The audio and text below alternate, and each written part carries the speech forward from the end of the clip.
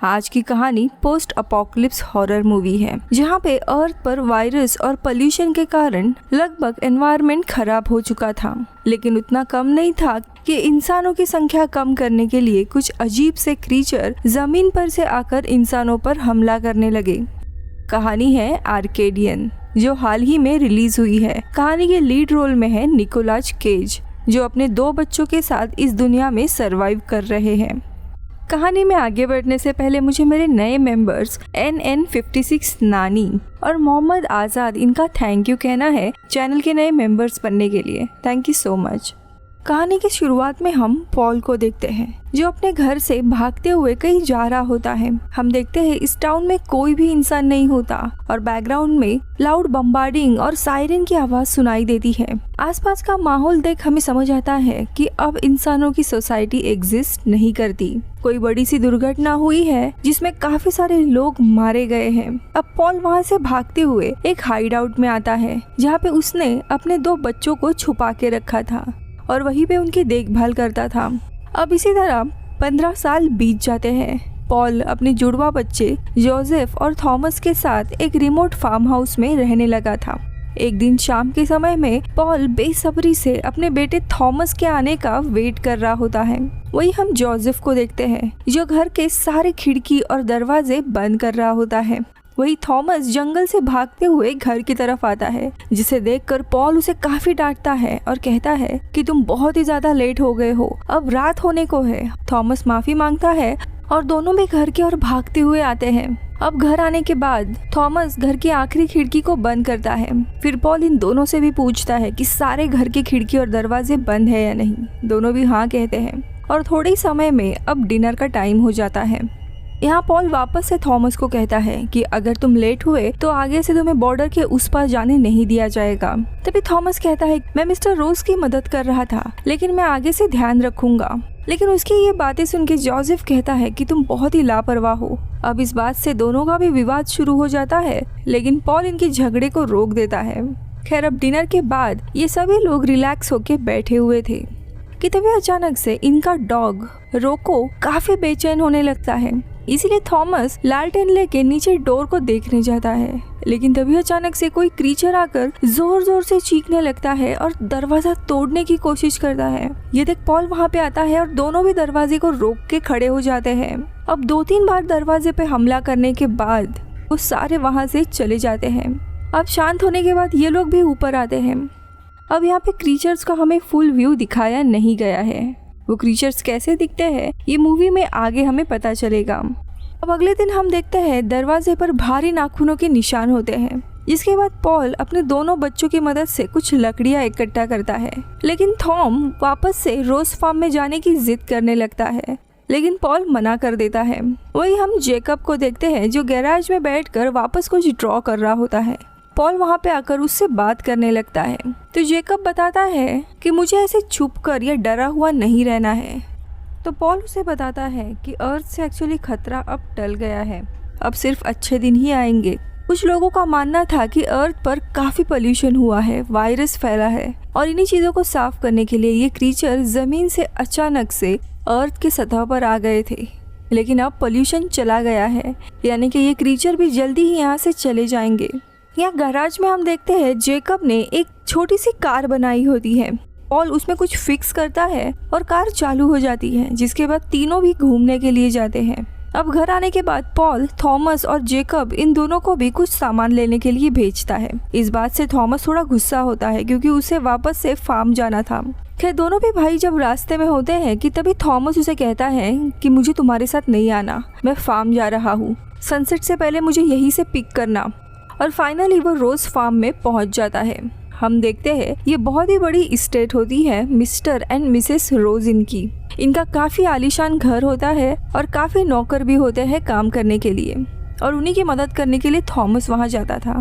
दरअसल mister and Mrs रोज की बेटी थी शार्लेट, जिसे थॉमस पसंद करता है। अब काम करने के बहाने से शार्लेट थॉमस के बात करने लगती है और दोनों भी एक दूसरे जगह जाकर कुछ टाइम स्पेंड करते हैं। तो यहाँ पे जेकब एक पुराने मिल में गया होता है कुछ ऑयल इकट्ठा करने के लिए। अब चीजें लेने के बाद जब वो जाने लगता है तब काफी देर हो गई थी और ऊपर से कार भी शुरू नहीं होती। देखते देखते दिन ढलने लगता है तो यहाँ घर में पॉल भी काफी परेशान होता है। वो अपने डॉग रोको को आसपास चेक करने के लिए भेजता है। अब काफी ट्राई के बाद कार शुरू होती है और जेकब वहाँ से निकलता है। वही थॉमस भी काफी दौड़ रहा होता है, लेकिन तभी जंगल में उसका पैर फिसल जाता है और वो एक छोटी सी खाई में जाकर गिर के वही बेहोश हो जाता है। अब जेकब उसी जगह पहुंच जाता है और थॉमस को काफी बुलाने लगता है। अब उसे लगता है कि वो ऑलरेडी घर चला गया है, इसलिए जेकब निकल जाता है।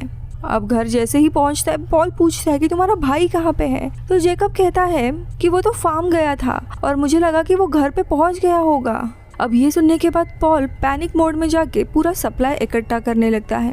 जेकब उससे माफी मांगता है तो पॉल उसे कहता है कि तुम्हारी गलती नहीं है। अब मैं थॉमस को ढूंढने के लिए जंगल जा रहा हूँ। मैं सीधा सुबह ही आऊंगा। तुम घर की सारे खिड़की दरवाजे लॉक कर देना।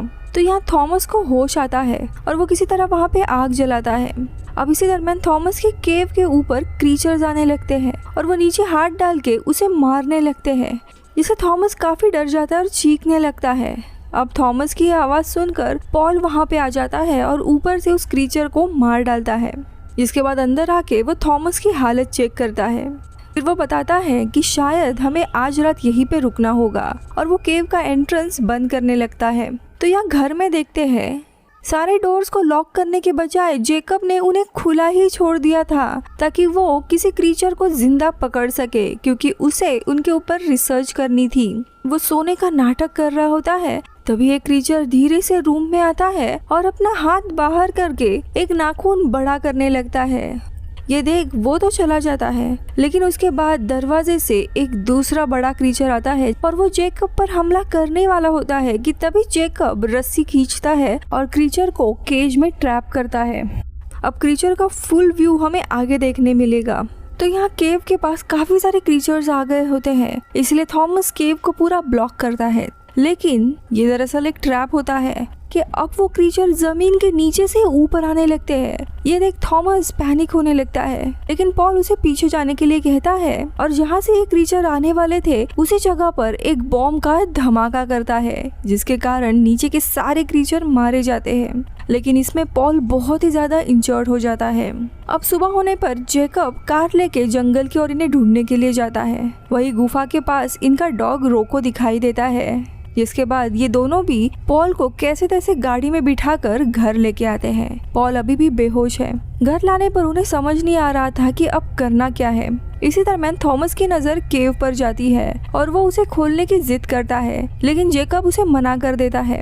अब इन दोनों की भी हाथापाई होने लगती है और अचानक से वो केज खुल जाता है और वो क्रीचर बेड के नीचे छुप जाता है और हम पहली बार उसे देखते हैं। लेकिन तभी डॉग उसके ऊपर हमला करने के लिए आता है और तब वो क्रीचर अपना पूरा रूप दिखाता है जो डायनासोर की जैसा था और अब थॉमस और डॉग के ऊपर वो हमला करने के लिए आता है। लेकिन तभी पीछे से जेकब आकर उस क्रीचर की गर्दन ही मोड़ देता है। खैर अब पिता की हालत ठीक नहीं है। ये देख दोनों भी कार से उन्हें लेकर रोज फार्म में लेकर जाते हैं, लेकिन मिस्टर एंड मिसेस रोज उन्हें मदद करने से मना करते हैं। उन्हें कोई भी दवाई या सप्लाई भी नहीं देते, सिर्फ थॉमस को अपने साथ रखने का सुझाव देते हैं ताकि जेकब के पास थोड़ा बहुत सप्लाई बच सके खुद के और अपने पिता के लिए। अब इस सारी सिचुएशन से फ्रस्ट्रेट होकर जेकब सारा गुस्सा थॉमस पे निकालता है और उसे बताता है कि तुम्हारे कारण आज अपने पिता की ऐसी हालत है। तुम अगर कल जल्दी आते तो ये सब कुछ नहीं होता और इन दोनों की भी लड़ाई शुरू होती है। लेकिन अंत में थॉमस रोज फार्म में ही रहने का फैसला करता है। अब शार्लेट उसे लेकर अपने घर आती है। इनका घर देखते हैं जो काफी आलीशान होता है, काफी सारी लग्जरीज चीजें भी होती है। शार्लेट उसे डिनर देती है, लेकिन वो नहीं खा पाता अपने पिता की ऐसी हालत होने के कारण। खैर शार्लेट अब उसे उसका कमरा दिखाती है और एक दूसरे को किस करते हैं कि तभी शार्लेट के पिता आ जाते हैं और गुस्से में उसे लेकर जाते हैं। तो यहाँ पे जेकब अपने पिता को लेकर आ ही रहा था, तभी नोटिस करता है कि काफी सारे जानवर पैनिक हो रहे हैं। उसे समझ आता है कि क्रीचर रात को नीचे से ही उन पर हमला करने आएंगे। वही दूसरी तरफ थॉमस को देखते हैं जो इनके किचन में कुछ ढूंढ रहा होता है। तभी वहाँ पे शार्लेट आ जाती है, जिसे वो बताता है कि मैं यहाँ पे नहीं रह सकता। अगर तुम्हारे पास कोई दवाई है तो प्लीज मुझे दे दो, वरना मेरे पिता आज रात ही मारे जाएंगे। अब ये सुनकर वो उसे दवाई दे देती है और थॉमस तुरंत घर जाने के लिए निकलता है। लेकिन उनकी ये बातें फार्म के एक वर्कर ने सुन ली होती है और अब वो आदमी उसे जाता हुआ देख गन पॉइंट पे पकड़ता है। अब थॉमस डरते हुए दवाई वहीं पे रख देता है, लेकिन फिर भी वो सारे लोग आकर थॉमस को पकड़कर लेकर जाते हैं। शायद ये शार्लेट के पिता का ही ऑर्डर था, जिसके बाद ये सारे लोग उसे बाद में लेकर आते हैं और एक जगह पे उसे बांध देते हैं, जिसके बाद बाहर आवाज ना जाए इसीलिए बहुत ही लाउड म्यूजिक लगाते हैं, उसे गोली मारने के लिए जाते हैं। लेकिन अचानक से वो जमीन के बीच में बड़े से गड्ढे में गिर जाता है। अब उसका साथी उसे देखने जाता है कि अचानक से क्रीचर उस पर हमला करता है। तो यहाँ पे घर में शार्लेट के पिता आवाज के कारण बाहर देखने जाते हैं। बाहर से क्रीचर आकर उन पे हमला करता है। फिर वो क्रीचर उसके माँ को भी मारने जाता है, लेकिन उसके पिता उसे रोक लेते हैं। फिर माँ शार्लेट को बचाने के लिए बाहर आती है, लेकिन दूसरा क्रीचर आकर उनके ऊपर हमला करके उनके शरीर के पूरे टुकड़े कर देता है। इन सब से शार्लेट की आंख खुल जाती है और वो बाहर देखने आती है। घर में पूरे खून के धब्बे थे और एक क्रीचर उसके माँ को खा के वहीं पे पड़ा हुआ था, जो देख वो गन लेकर उसे मार देती है। तो यहाँ बाहर में काफी सारे क्रीचर आकर एक एक करके सारे लोगों पे हमला करते हैं। कुछ लोग बाहर भागते हैं, तो वही बाहर भी क्रीचर एक बड़ा सा टायर बनाकर आ रहे होते हैं। वही अंदर भी एक क्रीचर थॉमस को मारने आता है, लेकिन तभी वहाँ पे शार्लेट आकर उसे शूट कर देती है। इसके बाद ये दोनों भी बाहर आते हैं और हम देखते हैं शार्लेट ने सारे क्रीचर्स को मारने के लिए पूरे घर को जला दिया होता है।